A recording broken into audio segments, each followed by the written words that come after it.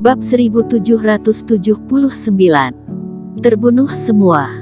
Seluruh badan tertusuk jarum beracun, alis Erikin bahkan tidak berkerut.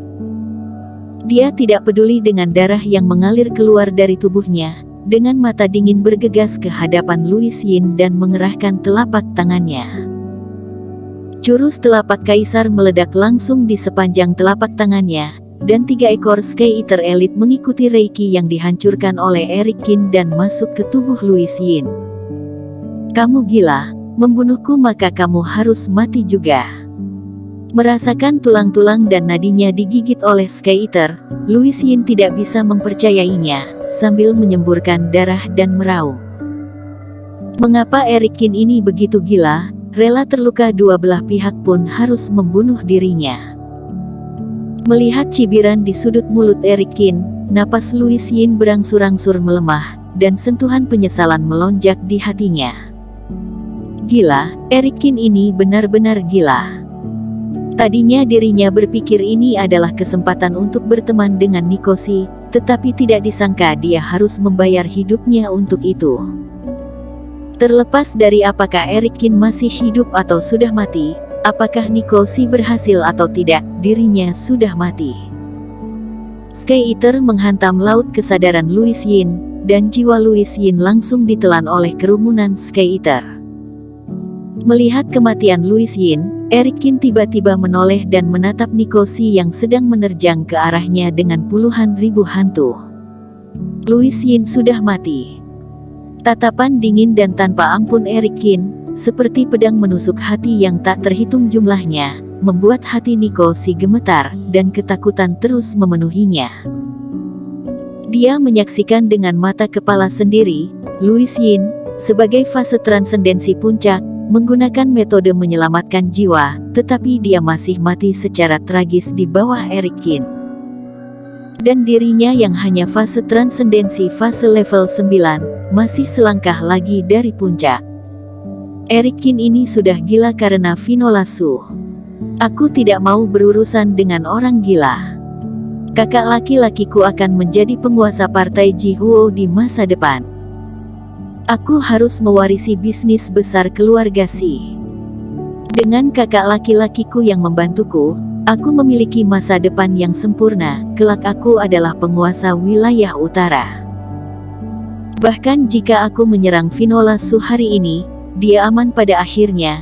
Istana es Arktik tidak akan melakukan apapun padaku. Aku tidak akan kehilangan nyawaku. Lari, anak ini terluka parah. Dia pasti tidak secepat aku bisa kabur. Asalkan bisa melarikan diri, paling parah aku bisa bersembunyi di keluarga selama ratusan tahun. Ketika aku sudah menerobos fase penilaian, bagaimana dia bisa membunuhku? Nikoshi sudah bertekad, dia mengertakkan gigi dan menghentak, kabut hitam di sekitarnya seperti mendidih.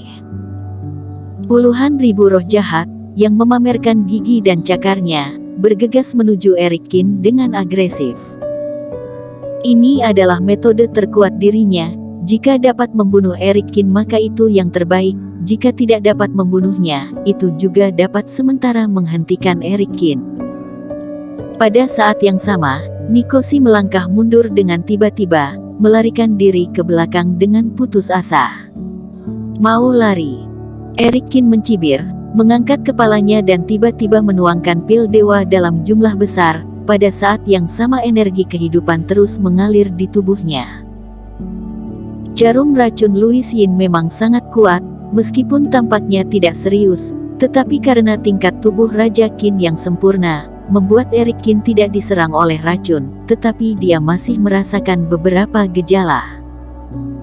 Adapun luka yang disebabkan oleh tusukan jarum beracun, mengandalkan kekuatan regeneratif yang diberikan oleh pemurnian tubuh dirinya yang kuat, serta sirkulasi energi kehidupan yang berkelanjutan. Cedera di bagian lain sudah tidak ada waktu untuk menanganinya. Itu lebih dari cukup untuk menjaga nadi dan organ dalamnya. Tubuh Raja Qin dan energi abadi juga berperan dalam memperbaiki luka di tubuh. Melihat hantu jahat mendekat, Erikin langsung meremukkan beberapa manik-manik sumber energi api suci di tangannya, serta manik-manik sumber energi malapetaka guntur yang telah dia kumpulkan sebelumnya. Jika berbicara tentang apa yang paling ditakuti oleh hantu, maka api dan guntur jelas berada di garis depan. Api suci mengganas, seperti kuda liar. Guntur meledak, dan busur listrik yang tak terhitung jumlahnya berkedip. Suara gemuruh bercampur dengan teriakan yang tak terhitung jumlahnya. Di awan hitam tanpa kendali Nikosi, hantu jahat berteriak mengenaskan, dan terus melarikan diri ke segala arah. Namun, api dan guntur yang kejam, di bawah hantaman, berubah menjadi energi hitam, menyebar di antara langit dan bumi. Kultivator jahat pantas mati. Mata Erikin menyipit. Di antara para hantu jahat ini, siapa yang berani mengatakan bahwa tidak ada kultivator yang jujur di antara mereka? Hanya karena ketahuan Nikosi, langsung dimusnahkan dan dibuat menjadi hantu jahat. Mengerikan, Erikin ini memang seperti yang aku bayangkan, dilahirkan untuk menahan teknik hantu jahatku. Sayang sekali sumber energi aku sebelumnya terluka dan belum pulih, kalau tidak aku masih bisa bertahan lebih lama. Saat melarikan diri, Nikosi juga mengamati situasi. Melihat lautan hantu yang dia kumpulkan dengan seluruh kekuatannya, dihancurkan berkeping-keping oleh Erikin, bola matanya mengecil dan hatinya ketakutan. Kecepatannya meningkat lagi, kali ini tanpa pemikiran apapun. Dia hanya ingin lari. Mata Erikin seperti listrik, melintasi ruang, dan jatuh pada Nikosi. Hatinya tidak hanya memiliki kemarahan, tetapi juga menyalahkan diri sendiri dan rasa bersalah. Menyebabkan Vinolasu dalam bahaya dan hampir mengalami insiden besar, dia juga bertanggung jawab atas masalah ini. Bagaimanapun juga Nikosi tersinggung olehnya, dan sebelumnya Vinolasu juga maju karena dirinya, sehingga membuat Nikosi semakin cemburu. Jika dia tidak membunuh orang ini hari ini, dan dia berlari kembali ke keluarga siapa yang tahu apakah dia akan melakukan sesuatu terhadap Vinolasu di masa depan. Jadi hari ini, orang ini harus dimusnahkan sepenuhnya. Bahkan jika keluarga marah, itu adalah dirinya sendiri, bukan Vinolasu. Niat membunuhnya sudah diputuskan. Erikin mengangkat tangannya dengan dingin, dan 5 jenis api suci, bersinar dengan kecemerlangannya masing-masing, muncul di depan Erikin. Mereka seperti cairan yang mengalir di udara, dan akhirnya bergabung satu sama lain, mengembun menjadi bentuk yang sangat menarik, seperti naga dan burung phoenix yang terbang, busur panjang yang sangat besar. Busur Tianhuo. Tangannya memegang tali busur dan ditarik perlahan hingga penuh. Busur Tianhuo, panah penghancur. Jurus kedua yang diwariskan Master Abadi Tianhuo, sekali lagi diperagakan oleh Erikin. Sebuah panah hitam legam terbentuk, kemudian panah merah, dan akhirnya panah transparan yang mengalir hawa energi dingin. Kali ini, Erikin langsung memadatkan 3 jenis panah penghancur api suci dan mengarahkannya ke arah pelarian Nikosi. Panah penghancur terhubung dengan jiwa dewa lawan dan mengunci Nikosi sepenuhnya sebagai target.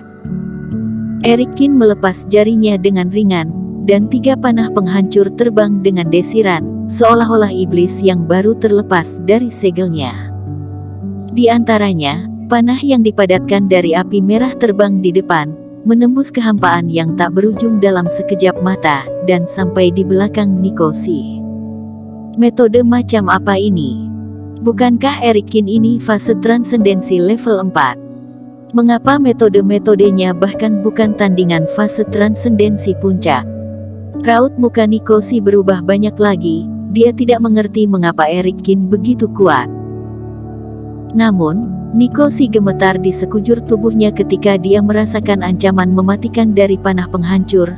Dengan lambaian tangannya, sejumlah besar metode perlindungan yang ditinggalkan keluarga untuk dirinya, dikerahkannya dengan putus asa. Tirai cahaya dipadatkan satu persatu, dan berbagai senjata ajaib pertahanan juga berlomba-lomba untuk diaktifkan. Di luar badan Nikosi, itu terjalin menjadi dinding besi yang tebal. Namun, Nikosi terlalu meremehkan panah penghancur ini. Benda ini digunakan oleh Master Abadi Tianhuo untuk membuktikan kebenaran api suci, tidak kalah dengan jurus kultivasi pedang teratas, sama sekali tidak lebih jelek daripada kekuatan pendekar pedang kuno, mana bisa dengan mudah diblok oleh senjata ajaib pertahanan. Cara defensif yang Nikosi gunakan dengan tergesa-gesa seperti kertas bekas di hadapan panah penghancur. Bang bang bang. Pedang api merah menembus lebih dari selusin perisai pertahanan satu demi satu, barulah kekuatan yang tersisa sedikit melemah, tapi dua anak panah terakhir dari panah penghancur menembus sisa cahaya reiki pertahanan. Melihat panah panjang yang panas, menjadi semakin besar di bola matanya, Nikosi ketakutan, menggigit ujung lidahnya tiba-tiba, dan memuntahkan darah kental warna merah pekat.